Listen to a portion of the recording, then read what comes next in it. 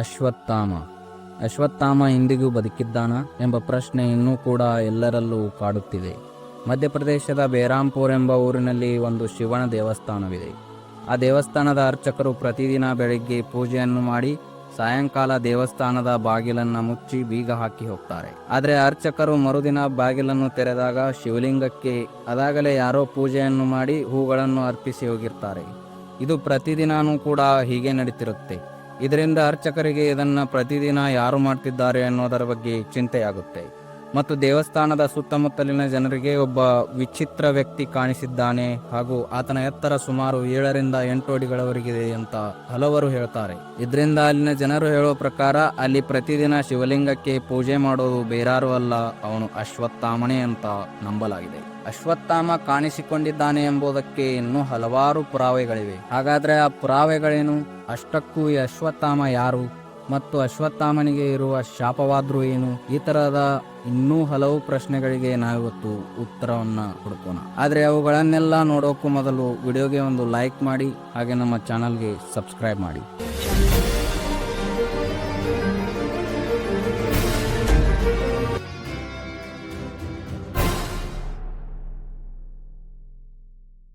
ವೀಕ್ಷಕರೇ, ಅಶ್ವತ್ಥಾಮನ ಬಗ್ಗೆ ತಿಳಿಯೋಕ್ಕೂ ಮುಂಚೆ ಆತನಿಗೆ ಶಾಪ ಹೇಗೆ ಸಿಕ್ತು ಹಾಗೂ ಆತನ ಹಿನ್ನೆಲೆ ಏನು ಅನ್ನೋದನ್ನು ತಿಳ್ಕೊಳ್ಳೋಣ. ಒಟ್ಟಾರೆಯಾಗಿ ಭೂಮಿ ಮೇಲಿರೋದು 7 ಜನ ಚಿರಂಜೀವಿಗಳು. ಅವರನ್ನೇ ಸಪ್ತ ಚಿರಂಜೀವಿಗಳು ಅಂತ ಕರಿತೀವಿ. ಅವರಲ್ಲಿ ಒಬ್ಬನಾದವನೇ ಈ ಅಶ್ವತ್ಥಾಮ. ಆದರೆ ಉಳಿದವರಿಗೆ ಮತ್ತು ಈತನಿಗೆ ಇರುವ ವ್ಯತ್ಯಾಸ ಏನಂದರೆ, ಉಳಿದ 6 ಜನರು ಕೂಡ ಯಾವುದೋ ಒಂದು ವರದ ಕಾರಣದಿಂದ ಅಥವಾ ಅವರು ಮಾಡಿದ ಒಳ್ಳೆಯ ಕೆಲಸಗಳಿಂದ ಚಿರಂಜೀವಿಗಳಾಗಿದ್ದಾರೆ. ಆದರೆ ಅಶ್ವತ್ಥಾಮ ಮಾತ್ರ ಶ್ರೀಕೃಷ್ಣನು ನೀಡಿದ ಶಾಪದಿಂದ ಚಿರಂಜೀವಿಯಾಗಿ ಉಳಿದು ಹೋಗಿದ್ದಾರೆ. ಇನ್ನು ಈ ಅಶ್ವತ್ಥಾಮನ ಬಗ್ಗೆ ತಿಳಿಯೋದಾದ್ರೆ, ದ್ರೋಣಾಚಾರ್ಯರು ಒಬ್ಬ ಕಡುಬಡವರಾಗಿದ್ರು, ಹಾಗೆ ತಮಗೆ ಇದ್ದಿದ್ದರಲ್ಲೇ ಖುಷಿ ಪಡುವ ವ್ಯಕ್ತಿಯಾಗಿದ್ರು. ಆದರೆ ಇವರಿಗೆ ಸಂತಾನ ಇರೋದಿಲ್ಲ. ಇವರಿಗೆ ಮಗನ ಬಯಕೆ ಉಂಟಾಗಿ ಶಿವನಿಗೆ ಘೋರ ತಪಸ್ಸನ್ನ ಮಾಡ್ತಾರೆ. ಹಾಗೆ ಶಿವನ ವರದಿಂದ ಒಂದು ಗಂಡು ಮಗು ಜನಿಸುತ್ತೆ. ಅವನೇ ಅಶ್ವತ್ಥಾಮ. ಆ ಮಗು ಜನಿಸುವಾಗಲೇ ಹಣೆಯ ಮೇಲೆ ಒಂದು ಮಣಿಯನ್ನು ಹೊಂದಿರುತ್ತೆ. ಅದರ ವಿಶೇಷತೆ ಏನಂದ್ರೆ, ಅಶ್ವತ್ಥಾಮನಿಗೆ ಯಾವ ಪ್ರಾಣಿಗಳು ಕೂಡ ಹಾನಿಯನ್ನು ಮಾಡೋದಿಲ್ಲ. ಅವನು ಯಾವ ಪ್ರಾಣಿಯನ್ನು ಕೂಡ ನಿಯಂತ್ರಿಸಬಹುದಾಗಿರುತ್ತೆ ಮತ್ತು ಇವನಿಗೆ ಹಸಿವೆ, ದಾಹ ಅನ್ನೋದೇ ಇರೋದಿಲ್ಲ. ದ್ರೋಣಾಚಾರ್ಯರಿಗೆ ಕಡುಬಡತನ, ಆದರೆ ಮಗನಿಗೆ ಹಾಲುಣಿಸಲು ತಮ್ಮ ಬಳಿ ಒಂದು ಹಸು ಕೂಡ ಇಲ್ಲ ಅನ್ನುವ ಚಿಂತೆ ಇರುತ್ತೆ. ಅದಕ್ಕಾಗಿ ಅವರು ತಮ್ಮ ಬಾಲ್ಯ ಸ್ನೇಹಿತನಾದ ಪಾಂಚಾಲ ದೇಶದ ರಾಜ ದೃಪದನ ಬಳಿ ಹೋಗ್ತಾರೆ. ಹಾಗೆ ತನ್ನ ಮಗನಿಗೆ ಹಾಲುಣಿಸಲು 1-2 ಹಸುಗಳನ್ನು ನೀಡುವಂತೆ ಕೇಳ್ತಾರೆ. ಆದರೆ ದೃಪದ ಮಹಾರಾಜ ತುಂಬಿದ ಸಭೆಯಲ್ಲಿ ಇವರನ್ನ ಅವಮಾನಿಸಿ ಒಂದು ಹಸುವನ್ನು ಕೂಡ ಕೊಡೋದಿಲ್ಲ ಅಂತ ಹೇಳಿಬಿಡ್ತಾನೆ. ಅದೇ ಸಮಯದಲ್ಲಿ ಕೃಪಾಚಾರ್ಯರು ಅವನನ್ನ ನೋಡ್ತಾರೆ. ನಂತರ ಇವರನ್ನ ತಮ್ಮ ಬಳಿ ಕರೆದು ಹಸ್ತಿನಾಪುರಕ್ಕೆ ಬರುವಂತೆ ಹಾಗೂ ಪಾಂಡವರಿಗೆ ಕೌರವರಿಗೆ ಶಸ್ತ್ರಾಭ್ಯಾಸ ತರಬೇತಿ ನೀಡುವಂತೆ ಹೇಳ್ತಾರೆ. ಅದಕ್ಕೆ ಒಪ್ಪಿದ ದ್ರೋಣಾಚಾರ್ಯರು ಹಸ್ತಿನಾಪುರಕ್ಕೆ ಬಂದು ಪಾಂಡವರಿಗೆ ಮತ್ತು ಕೌರವರಿಗೆ ಶಸ್ತ್ರಾಭ್ಯಾಸ ತರಬೇತಿಯನ್ನ ಕೊಡೋಕೆ ಆರಂಭ ಮಾಡ್ತಾರೆ. ಹಾಗೆ ಜೊತೆಗೆ ತಮ್ಮ ಮಗನಾದ ಅಶ್ವತ್ಥಾಮನಿಗೂ ಶಸ್ತ್ರಾಭ್ಯಾಸ ಮಾಡಿಸ್ತಾರೆ. ದ್ರೋಣರಿಗೆ ಅರ್ಜುನ ಅವರ ಪ್ರೀತಿಯ ಶಿಷ್ಯನಾಗಿದ್ದರಿಂದ ಅಶ್ವತ್ಥಾಮನಿಗೆ ಅರ್ಜುನನ ಮೇಲೆ ಮೊದಲಿನಿಂದಲೂ ಅಸೂಯೆ ಭಾವನೆ ಇರುತ್ತೆ. ಎಲ್ಲರಿಗೂ ಶಿಕ್ಷಣಾಭ್ಯಾಸ ಮತ್ತು ಶಸ್ತ್ರಾಭ್ಯಾಸ ಪೂರ್ಣವಾದ ನಂತರ ಗುರು ದ್ರೋಣರು ಗುರುದಕ್ಷಿಣೆಯಾಗಿ ತಮ್ಮನ್ನ ಅವಮಾನಿಸಿದ ದೃಪದನ ರಾಜ್ಯವನ್ನ ಗೆದ್ದುಕೊಡಲು ಕೇಳ್ತಾರೆ. ಅದಕ್ಕಾಗಿ ಮೊದಲು ಕೌರವರು ಹೋಗ್ತಾರೆ, ಆದರೆ ಅವರಿಂದ ಸಾಧ್ಯವಾಗುವುದಿಲ್ಲ. ನಂತರ ಪಾಂಡವರು ಹೋಗಿ ದೃಪದನನ್ನ ಸೋಲಿಸಿ ಅವನ ಅರ್ಧ ರಾಜ್ಯವನ್ನ ದ್ರೋಣರಿಗೆ ನೀಡ್ತಾರೆ. ಆ ರಾಜ್ಯಕ್ಕೆ ದ್ರೋಣಾಚಾರ್ಯರು ಅಶ್ವತ್ಥಾಮನನ್ನ ರಾಜನನ್ನಾಗಿ ಮಾಡ್ತಾರೆ. ಅದಾದ ಕೆಲವು ವರ್ಷಗಳ ನಂತರ ಕುರುಕ್ಷೇತ್ರ ಯುದ್ಧ ಆರಂಭವಾಗುತ್ತೆ. ಕೌರವರು ಒಬ್ಬೊಬ್ಬರಾಗಿ ನೆಲಕ್ಕುರುಳ್ತಿದ್ರು. ಅದು ಕುರುಕ್ಷೇತ್ರದ 12ನೇ ದಿನವಾಗಿರುತ್ತೆ. ಯುದ್ಧ ಕ್ರಮೇಣ ಕೈತಪ್ಪಿ ಪಾಂಡವರ ವಶ ಆಗ್ತಿತ್ತು. ಇದರಿಂದ ದುರ್ಯೋಧನ ಕೋಪಗೊಂಡು ದ್ರೋಣಾಚಾರ್ಯರಿಗೆ, ನೀವು ಪಾಂಡವರ ಮೇಲೆ ಪ್ರೀತಿ ಹೊಂದಿರುವುದರಿಂದಲೇ ನೀವು ಆಕ್ರಮಣಕಾರಿ ಯುದ್ಧವನ್ನು ಮಾಡುತ್ತಿಲ್ಲ ಎಂದು ನಿಂದಿಸಿಬಿಡ್ತಾನೆ. ಅದಕ್ಕೆ ದ್ರೋಣಾಚಾರ್ಯರು ಯುದ್ಧದ 14ನೇ ದಿನದೊಳಗಾಗಿ ನಾನು ಯುಧಿಷ್ಠಿರನನ್ನ ಸಂಹರಿಸುತ್ತೇನೆ, ಇಲ್ಲವಾದಲ್ಲಿ ತಾನೇ ಮರಣ ಹೊಂದುವುದಾಗಿ ಹೇಳ್ತಾರೆ. ಅದರ ಪರಿಣಾಮವಾಗಿ ದ್ರೋಣರು ಯುದ್ಧದಲ್ಲಿ ಸಿಕ್ಕವರನ್ನ ಸಂಹರಿಸ್ತಾರೆ. ಪಾಂಡವರ ಪರ ಇದ್ದ ದೃಪದ ರಾಜನನ್ನು ಮತ್ತು ವಿರಾಟ ರಾಜನನ್ನು ಕೊಂದು ಹಾಕ್ತಾರೆ. ಇದರಿಂದ ಕುಪಿತನಾದ ದೃಪದನ ಮಗನಾದ ದೃಷ್ಟದ್ಯುಮ್ನ ತಂದೆಯ ಸಾವಿಗೆ ನಾನು ತಕ್ಕ ಪ್ರತಿಫಲ ನೀಡುತ್ತೇನೆ, ದ್ರೋಣಾಚಾರ್ಯರನ್ನು ನಾನು ಸಂಹರಿಸುತ್ತೇನೆ ಎಂದು ಶಪಥ ಮಾಡ್ತಾನೆ. ಆದರೆ ದ್ರೋಣಾಚಾರ್ಯರನ್ನ ಮುಗಿಸೋದು ಅಷ್ಟು ಸುಲಭದ ಕೆಲಸವಾಗಿರಲಿಲ್ಲ. ಅದಕ್ಕಾಗಿ ಪಾಂಡವರು ಒಂದು ಉಪಾಯವನ್ನ ಮಾಡ್ತಾರೆ. ಅದೇನೆಂದ್ರೆ ದ್ರೋಣರನ್ನ ಮೊದಲು ಮಾನಸಿಕವಾಗಿ ಕುಗ್ಗಿಸುವುದು. ಅದಕ್ಕಂತಲೇ ಪಾಂಡವರು ಯುದ್ಧ ನಡೆಯುತ್ತಿರುವಾಗ ಜೋರಾಗಿ ಅಶ್ವತ್ಥಾಮ ಹತಃ ಎಂದು ಹೇಳ್ತಾರೆ. ಆದ್ರೆ ದ್ರೋಣಾಚಾರ್ಯರು ಮೊದಲು ಅದನ್ನ ನಂಬೋದಿಲ್ಲ. ಆದ್ರೆ ನಂತರ ಒಳಗೆ ಭಯ ಶುರುವಾಗುತ್ತೆ. ಅದಕ್ಕಾಗಿ ಧರ್ಮರಾಯ ಸುಳ್ಳು ಹೇಳುವುದಿಲ್ಲ ಅಂತ ಧರ್ಮರಾಯನನ್ನ ಕೇಳ್ತಾರೆ. ಆಗ ಧರ್ಮರಾಯನು ಕೂಡ ಅಶ್ವತ್ಥಾಮ ಹತಃ ಎಂದು ಜೋರಾಗಿ ಹೇಳಿ ಕುಂಜರಹ ಎಂದು ಸಣ್ಣದಾಗಿ ಹೇಳ್ತಾನೆ. ಕುಂಜರಹ ಎಂದರೆ ಆಣೆಯಾಗಿದೆ. ಅದು ಅಶ್ವತ್ಥಾಮ ಹೆಸರಿನ ಆಣೆ ಸತ್ತಿದೆ ಎಂಬುದನ್ನು ಸೂಚಿಸುತ್ತಿರುತ್ತೆ. ಆದ್ರೆ ಅಷ್ಟರಲ್ಲಿ ಮಾನಸಿಕವಾಗಿ ಕುಗ್ಗಿ ಹೋಗಿದ್ದ ದ್ರೋಣರು ಆಯುಧವನ್ನ ಕಳಚಿ ದುಃಖಿಸುತ್ತಾ ಕುಳಿತಾಗ ಧೃಷ್ಟದ್ಯುಮ್ನ ದ್ರೋಣಾಚಾರ್ಯರನ್ನ ಸಾಯಿಸಿ ಬಿಡ್ತಾನೆ. ಈ ರೀತಿಯ ವಂಚನೆಯಿಂದ ದ್ರೋಣರನ್ನ ಸಾಯಿಸಿದ್ದು ಅಶ್ವತ್ಥಾಮನಿಗೆ ತಿಳಿಯುತ್ತೆ. ಅದರ ಪ್ರತೀಕಾರಕ್ಕೆ ಅಶ್ವತ್ಥಾಮ ತನ್ನ ನಾರಾಯಣಿ ಅಸ್ತ್ರವನ್ನ ಪಾಂಡವರ ಮೇಲೆ ಪ್ರಯೋಗ ಮಾಡ್ತಾನೆ. ಆದ್ರೆ ಶ್ರೀಕೃಷ್ಣ ಎಲ್ಲ ಪಾಂಡವರಿಗೆ ಆಯುಧಗಳನ್ನ ಕೆಳಗೆ ಹಾಕುವಂತೆ ಹೇಳ್ತಾನೆ. ಯಾಕಂದ್ರೆ ಈ ಅಸ್ತ್ರ ಆಯುಧವನ್ನ ಎತ್ತಿ ಯುದ್ಧ ಮಾಡುವವರನ್ನ ಮಾತ್ರ ಸಂಹರಿಸುತ್ತೆ. ಆದ್ರೆ ಎಲ್ಲರೂ ಕೂಡ ಆಯುಧಗಳನ್ನ ತ್ಯಜಿಸಿ ಅದಕ್ಕೆ ಶರಣಾದಾಗ ಆ ಅಸ್ತ್ರ ಮಾಯವಾಗಿ ಬಿಡುತ್ತೆ. ಇದು ಅಶ್ವತ್ಥಾಮನನ್ನ ಇನ್ನಷ್ಟು ರೊಚ್ಚಿಗೇಳುವಂತೆ ಮಾಡುತ್ತೆ. ಯುದ್ಧ ಮುಗಿಯುತ್ತಾ ಬರುತ್ತೆ. ಎಲ್ಲಾ ರಥಮಾರತರು ನೆಲಕ್ಕುರುಳಿದ್ರು. ಅದು ಕುರುಕ್ಷೇತ್ರದ ಕೊನೆಯ ದಿನವಾಗಿರುತ್ತೆ. ಭೀಮನೊಂದಿಗೆ ಸೆಣಸಾಡಿ ಕಳೆಬರಗಳ ರಾಶಿಯಲ್ಲಿ ಮಲಗಿದ್ದ ದುರ್ಯೋಧನನನ್ನ ಅಶ್ವತ್ಥಾಮ ಕಾಣಲು ಬರ್ತಾನೆ. ಆದರೆ ದುರ್ಯೋಧನ ಇನ್ನೂ ಕೂಡ ಸತ್ತಿರಲ್ಲ. ತನ್ನ ಕೊನೆಯ ಉಸಿರನ್ನ ಇನ್ನೂ ಬಿಗಿಯಾಗಿ ಹಿಡಿದಿಟ್ಟುಕೊಂಡಿರ್ತಾನೆ. ದುರ್ಯೋಧನ ಅಶ್ವತ್ಥಾಮನಿಗೆ ಒಂದು ಮಾತನ್ನ ನಡೆಸಿಕೊಡುವಂತೆ ಕೇಳ್ತಾನೆ. ಅದೇನೆಂದ್ರೆ ಪಾಂಡವರ ತಲೆಗಳು ನನಗೆ ಬೇಕು ಎಂಬುದಾಗಿರುತ್ತೆ. ಅದಕ್ಕೆ ಆಗಲಿ ಅಂತ ಹೊರಟ ಅಶ್ವತ್ಥಾಮ ರಾತ್ರಿ ಕುಟೀರದಲ್ಲಿ ಮಲಗಿರುವಾಗಲೇ ಪಾಂಡವರ ತಲೆಗಳನ್ನ ತರಬೇಕು ಎಂದು ನಿರ್ಧರಿಸಿ ಕುಟೀರಕ್ಕೆ ಬರ್ತಾನೆ. ಅವನೊಂದಿಗೆ ಕೃಪಾಚಾರ್ಯ ಮತ್ತು ಕೃತವರ್ಮ ಕೂಡ ಇರ್ತಾರೆ. ಕುಟೀರದಲ್ಲಿ ಮಲಗಿದ್ದ ಉಪಪಾಂಡವರನ್ನೇ ಪಾಂಡವರೆಂದು ಭಾವಿಸಿ ಅವರನ್ನ ದಾರುಣವಾಗಿ ಹತ್ಯೆಗೈದು ಅವರ ತಲೆಗಳನ್ನ ತೆಗೆದುಕೊಂಡು ಬರ್ತಾನೆ. ಆದರೆ ದುರ್ಯೋಧನ ಆ ತಲೆಗಳನ್ನ ಮುಟ್ಟಿ ಇವು ಪಾಂಡವರ ತಲೆಗಳಲ್ಲ, ಅವರ ಮಕ್ಕಳ ತಲೆ ಅಂತ ಹೇಳಿ ತನ್ನ ಪ್ರಾಣ ಬಿಡ್ತಾನೆ. ಇಷ್ಟೆಲ್ಲ ಮಾಡಿದ ಅಶ್ವತ್ಥಾಮನಿಗೆ ಪಾಂಡವರ ಬಗ್ಗೆ ಭಯ ಇತ್ತು. ಅದಕ್ಕಂತಲೇ ಅವನು ವ್ಯಾಸ ಮಹರ್ಷಿಯ ಆಶ್ರಮಕ್ಕೆ ಹೋಗಿ ಅವರ ಬಳಿ ಸಹಾಯ ಕೇಳಿ ಅವರ ಆಶ್ರಮದಲ್ಲಿಯೇ ಅವಿತುಕೊಳ್ತಾನೆ. ಪಾಂಡವರು ಕೂಡ ಅಶ್ವತ್ಥಾಮನನ್ನು ಹುಡುಕುತ್ತಾ ವ್ಯಾಸರ ಆಶ್ರಮಕ್ಕೆ ಬರ್ತಾರೆ. ಅಲ್ಲಿ ಅಶ್ವತ್ಥಾಮನನ್ನ ಕಂಡ ಪಾಂಡವರು ಅವನ ಮೇಲೆ ಮುಗಿಬೀಳ್ತಾರೆ. ಆಗ ಭಯದಿಂದ ಅಶ್ವತ್ಥಾಮ ಬ್ರಹ್ಮಾಸ್ತ್ರವನ್ನ ಹೂಡಿ ನಿಲ್ತಾನೆ. ಅದಕ್ಕೆ ವಿರುದ್ಧವಾಗಿ ಅರ್ಜುನನು ಕೂಡ ಬ್ರಹ್ಮಾಸ್ತ್ರವನ್ನ ತೆಗಿತಾನೆ. ಆದ್ರೆ ಇದನ್ನೆಲ್ಲ ನೋಡುತ್ತಾ ನಿಂತಿದ್ದ ವ್ಯಾಸರು ಇಬ್ಬರನ್ನ ತಡೆದು ಬ್ರಹ್ಮಾಸ್ತ್ರವನ್ನ ಹಿಂದಕ್ಕೆ ತೆಗೆದುಕೊಳ್ಳುವಂತೆ ಹೇಳ್ತಾರೆ. ಇಲ್ಲವಾದಲ್ಲಿ ಈ ಭೂಮಿಯೇ ಛಿದ್ರವಾಗಿ ಹೋಗುತ್ತದೆ ಎಂಬುದು ವ್ಯಾಸ ಮಹರ್ಷಿಗೆ ತಿಳಿದಿತ್ತು. ಅರ್ಜುನ ಬ್ರಹ್ಮಾಸ್ತ್ರವನ್ನ ಹಿಂದಕ್ಕೆ ತೆಗೆದುಕೊಳ್ತಾನೆ. ಆದರೆ ಅಶ್ವತ್ಥಾಮನಿಗೆ ಬ್ರಹ್ಮಾಸ್ತ್ರವನ್ನು ಹೂಡಲು ಮಾತ್ರ ಗೊತ್ತಿರುತ್ತೆ, ಹಿಂದಕ್ಕೆ ತೆಗೆದುಕೊಳ್ಳುವುದು ಗೊತ್ತಿರುವುದಿಲ್ಲ. ಆಗ ವ್ಯಾಸರು ಅಶ್ವತ್ಥಾಮನಿಗೆ ಅದು ಯಾವುದಾದರೂ ಒಂದು ಜಂತುವಿನ ಮೇಲೆ ಬೀಳುವಂತೆ ಮಾಡು ಎಂದು ಹೇಳ್ತಾರೆ. ಆದರೆ ಸಿಟ್ಟಿನಲ್ಲಿದ್ದ ಅಶ್ವತ್ಥಾಮ ತುಂಬು ಗರ್ಭಿಣಿಯಾಗಿದ್ದ ಅಭಿಮನ್ಯುವಿನ ಹೆಂಡತಿ ಉತ್ತರೆಯ ಗರ್ಭದಲ್ಲಿದ್ದ ಮಗುವಿನ ಮೇಲೆ ಬ್ರಹ್ಮಾಸ್ತ್ರದ ಪ್ರಯೋಗ ಮಾಡಿಬಿಡ್ತಾನೆ. ಅಲ್ಲಿಯವರೆಗೂ ತಾಳ್ಮೆಯಿಂದ ಇದ್ದ ಶ್ರೀಕೃಷ್ಣನನ್ನು ಇದು ಕೆರಳಿಸುವಂತೆ ಮಾಡುತ್ತೆ. ಆಗ ಕೋಪದಲ್ಲಿ ಶ್ರೀಕೃಷ್ಣ, ನೀನು ದೊಡ್ಡ ತಪ್ಪು ಮಾಡಿಬಿಟ್ಟೆ ಅಶ್ವತ್ಥಾಮ.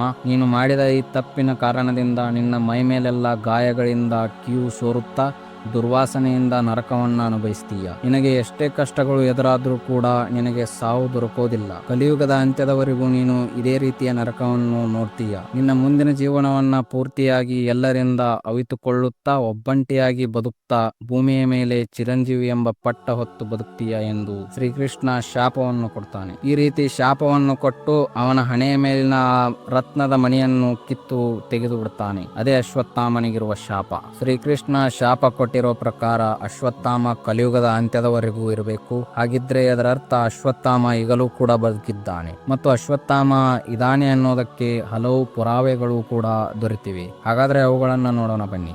ಘಟನೆ 1. 15ನೇ ಶತಮಾನದಲ್ಲಿ ಕುಮಾರವ್ಯಾಸರು ಮಹಾಭಾರತದ ಕಥೆಯನ್ನ ಕರ್ನಾಟ ಭಾರತ ಕಥಾಮಂಜರಿ ಎಂಬ ಗ್ರಂಥದಲ್ಲಿ ಬರೆದಿದ್ದಾರೆ. ಅದು ಕನ್ನಡದಲ್ಲಿದೆ. ಕುಮಾರವ್ಯಾಸರು ಬರೆದ ಕತೆ ಕೇವಲ ಕುರುಕ್ಷೇತ್ರ ಯುದ್ಧ ಮುಗಿದ ನಂತರ ಭೀಮ ಮತ್ತು ದುರ್ಯೋಧನರ ಮಧ್ಯೆ ನಡೆದಿರುವ ಗದಾ ಯುದ್ಧದವರೆಗೆ ಮಾತ್ರ ಇದೆ. ಆದರೆ ನಂತರ ಏನಾಯ್ತು ಅನ್ನೋದು ಆ ಗ್ರಂಥದಲ್ಲಿ ಇಲ್ಲ. ಅದರ ಹಿಂದೆ ಅಶ್ವತ್ಥಾಮ ಇದ್ದಾನೆ ಅನ್ನೋ ಪುರಾವೆ ಇದೆ. ಅದೇನೆಂದ್ರೆ ಕುಮಾರವ್ಯಾಸರಿಗೆ ಮಹಾಭಾರತವನ್ನ ಕನ್ನಡದಲ್ಲಿ ಬರಿಬೇಕು ಎಂಬ ಕನಸು ಇರುತ್ತೆ. ಆದ್ರೆ ಅದನ್ನ ಕಣ್ಣಾರೆ ನೋಡಿದವರ ಬಾಯಿಂದ ಕೇಳಿ ಬರಿಬೇಕು ಅನ್ನೋ ಆಸೆ ಇರುತ್ತೆ. ಅದಕ್ಕಾಗಿ ಕುಮಾರವ್ಯಾಸರು ತಮ್ಮ ಕೋರಿಕೆಯನ್ನ ತೀರಿಸಿಕೊಳ್ಳಲು ಗದುಗಿನ ವೀರನಾರಾಯಣ ದೇವಸ್ಥಾನದಲ್ಲಿ ಹಗಲು ರಾತ್ರಿ ತಪಸ್ಸನ್ನ ಮಾಡ್ತಾರೆ. ಇದರಿಂದ ಕುಮಾರವ್ಯಾಸನ ಭಕ್ತಿಯನ್ನು ಮೆಚ್ಚಿ ಆ ನಾರಾಯಣನೇ ಕನಸಿನಲ್ಲಿ ಬಂದು ಮುಂದೆ ಬರುವ ದ್ವಾದಶಿ ಹಬ್ಬದ ದಿನದಂದು ಒಬ್ಬ ಬ್ರಾಹ್ಮಣ ದೇವಸ್ಥಾನಕ್ಕೆ ಬರ್ತಾನೆ. ಆ ವ್ಯಕ್ತಿ ಎಲ್ಲರಿಗಿಂತ ಮೊದಲೇ ಊಟವನ್ನ ಮುಗಿಸಿ ಎದ್ದು ಹೋಗ್ತಾನೆ.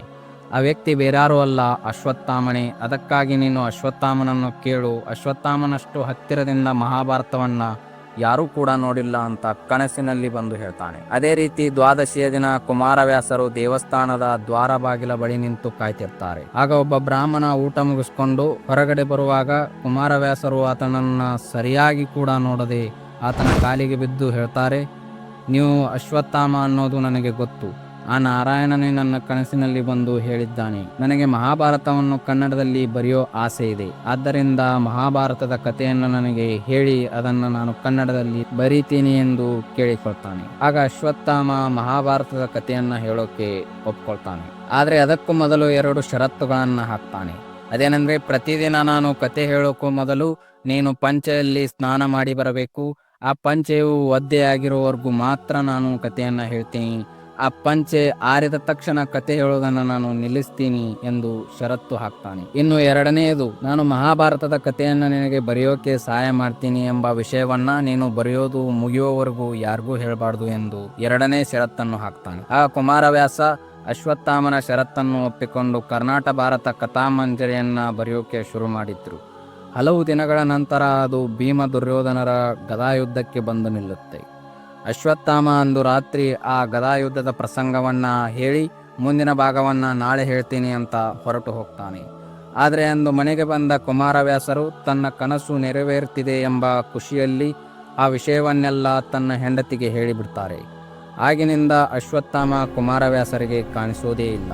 ಅದೇ ಕಾರಣದಿಂದ ಕುಮಾರವ್ಯಾಸರು ಬರೆದ ಮಹಾಭಾರತ ಕೇವಲ ಭೀಮ ಮತ್ತು ದುರ್ಯೋಧನರ ಗದಾಯುದ್ಧದವರೆಗೂ ಮಾತ್ರ ಇದೆ. ಈ ಗ್ರಂಥ ಸುಮಾರು 90% ರಷ್ಟು ಕೌರವರ ಪರವಾಗಿಯೇ ಇದೆ. ಯಾರೋ ಕೌರವರೇ ಈ ಗ್ರಂಥವನ್ನ ಬರೆದಿರೋ ರೀತಿ ಇದು. ಯಾಕಂದ್ರೆ ಅಶ್ವತ್ಥಾಮನು ಕೂಡ ಕೌರವರಲ್ಲಿಯೇ ಇದ್ದವನಲ್ಲವೇ? ಅದಕ್ಕಾಗಿ ಈ ಗ್ರಂಥಕ್ಕೂ ಅಶ್ವತ್ಥಾಮನಿಗೂ ನಂಟಿದೆ ಅನ್ನೋದು ನಮ್ಮ ಅನಿಸಿಕೆ.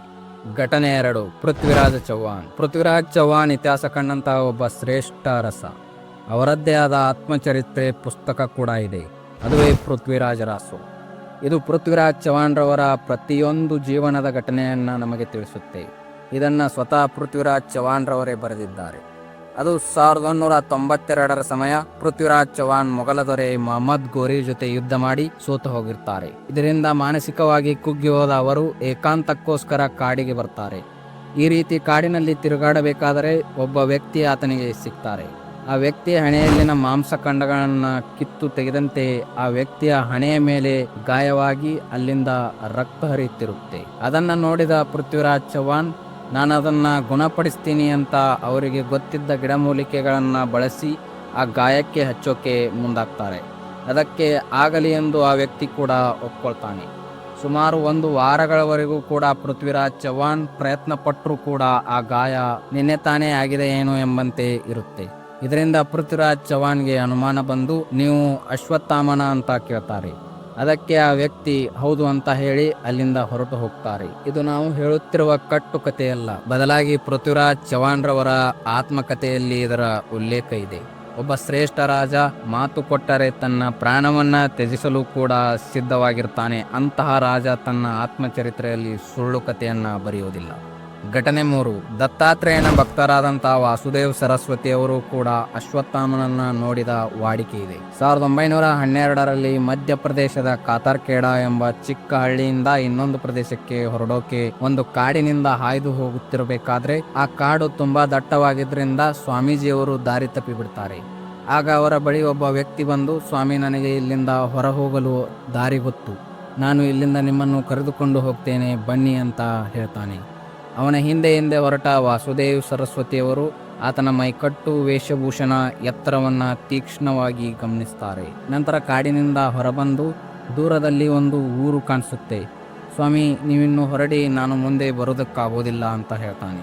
ಅದಕ್ಕೆ ವಾಸುದೇವ ಸರಸ್ವತಿಯವರು, ನೀನು ಈ ಕಾಲದವನಂತೂ ಅಲ್ಲ, ನೀನು ಯಾರು ಹೇಳು ಅಂತ ಕೇಳ್ತಾರೆ. ಹೌದು ಸ್ವಾಮಿ, ನಾನು ಈ ಕಾಲದವನಲ್ಲ, ದ್ವಾಪರ ಯುಗದ ಅಶ್ವತ್ಥಾಮ ಅಂತ ಹೇಳಿ ಹೊರಟು ಹೋಗ್ತಾನೆ. ಈ ಘಟನೆಯನ್ನ ಸ್ವಾಮಿ ವಾಸುದೇವ್ ಸರಸ್ವತಿಯವರು ತಮ್ಮ ಆತ್ಮಚರಿತ್ರೆಯಲ್ಲಿ ಉಲ್ಲೇಖಿಸಿದ್ದಾರೆ. ಇನ್ನೂ ಹಲವರು ನಾನು ಅಶ್ವತ್ಥಾಮನನ್ನ ನೋಡಿದ್ದೇನೆ ಅಂತ ಹೇಳ್ತಾರೆ.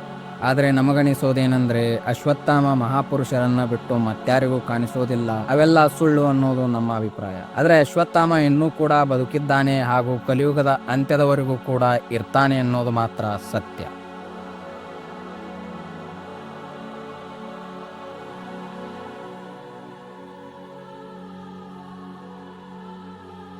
ನೋಡಿದ್ರಲ್ವಾ ವೀಕ್ಷಕರೇ, ಅಶ್ವತ್ಥಾಮ ಇದ್ದಾನ ಅಥವಾ ಇಲ್ವಾ ಅನ್ನೋ ಪ್ರಶ್ನೆಗೆ ಉತ್ತರವನ್ನ ನಮಗೆ ಸಿಕ್ಕ ಆದಷ್ಟು ವಿಷಯಗಳನ್ನ ನಾವು ಈ ವಿಡಿಯೋದಲ್ಲಿ ತಿಳಿಸಿದ್ದೇವೆ. ಎಲ್ಲಾದರೂ ತಪ್ಪಾಗಿದ್ರೆ ಕ್ಷಮೆ ಇರಲಿ. ಅಶ್ವತ್ಥಾಮನ ಬಗ್ಗೆ ನಿಮ್ಗೇನನ್ಸುತ್ತೆ ಕಮೆಂಟ್ ಮೂಲಕ ತಿಳಿಸಿ. ವಿಡಿಯೋ ಇಷ್ಟ ಆಗಿದ್ರೆ ಲೈಕ್ ಮಾಡಿ, ಶೇರ್ ಮಾಡಿ. ಮತ್ತೆ ಇನ್ನಷ್ಟು ಆಸಕ್ತಿಕರ ವಿಷಯಗಳೊಂದಿಗೆ ಸಿಗ್ತೀವಿ. ಧನ್ಯವಾದ.